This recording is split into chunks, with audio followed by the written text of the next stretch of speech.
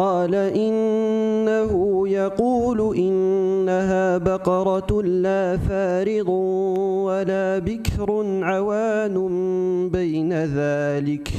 Ai nuk e flet gjuhën shqipe, por fjala e tij është kuptuar qartë nga të gjithë.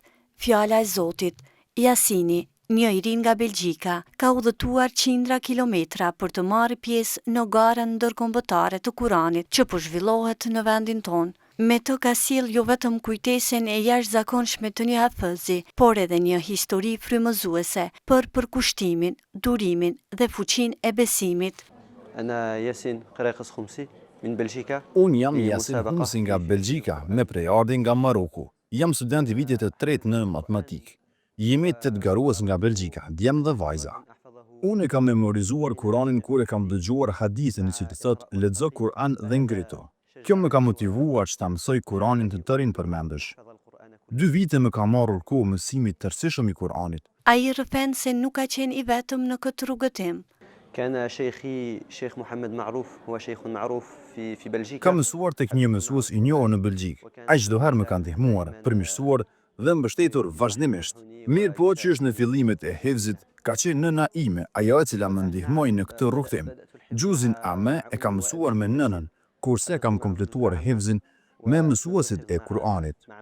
Në mëngjes çdo herë kam përsëritur Kur'anin, pra kam ndarë kohë nga dita ime.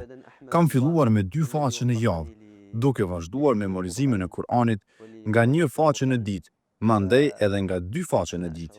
Krahas mësimit të Kuranit, ai thot se ka avancuar edhe në mësimet në shkollë. أنا كنت أراجع القرآن في Mësimi i Kur'anit nuk ka ndikuar në mësimet e tjera rreth studimeve. Përkundrazi, kam avancuar më tepër, saqë nëse dikujt i është dashur ta mësoj 1 javë për studime, unë këtë e kam arritur për 2 orë, saqë jam angazhuar edhe në aktiviteta të tjera jashtë studimeve.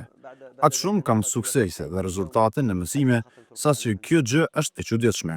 Për të, kjo garë është më shumë se sa një sfidë, është një përjetim shpirtëror.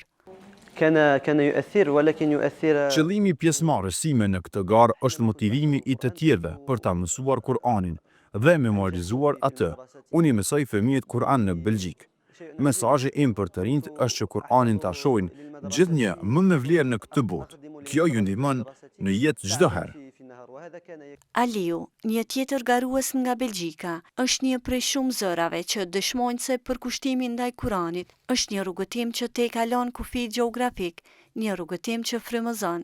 ويعني شعوري في هذه المسابقة. Prej mirësisë së Zotit është që më ka zgjedhur mua të marr pjesë në këto gara, që të shërbej librit të Zotit.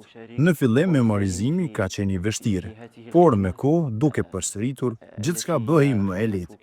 Në fillim kam mësuar me nënën time. Pastaj ajo më dërgoi tek një mësues dhe kështu vazhdova tek mësues të tjerë, derisa i memorizova 10 gjuza nga libri i Zotit. Nuk më ka marrë kohë hifzi. Kam filluar qysh i vogël. Hifzi në veçli është më i shpejtë dhe më i lehtë. Edhe për të, kjo garë është më tepër përjetim shpirtëror. Qëllimi im nuk ka qenë që të marr pjesë në gara, por qëllimi im është të veproj me Kur'an. Garat janë për të veçlit, për arsye që të motivohen. Mesazhi im është të kapën fort për librin e Zotit në çdo kohë dhe rrethan, dhe nuk është më rëndësi hifzi, sa është më rëndësi kuptimi i tij. Garat ndërkombëtare të Kuranit nuk janë thjesht një skenë konkurrence, por një dëshmi e besimit, përkushtimit dhe fuqisë që fjala e Zotit ka për të bashkuar zemrat për te gjuhës, moshës dhe kufive.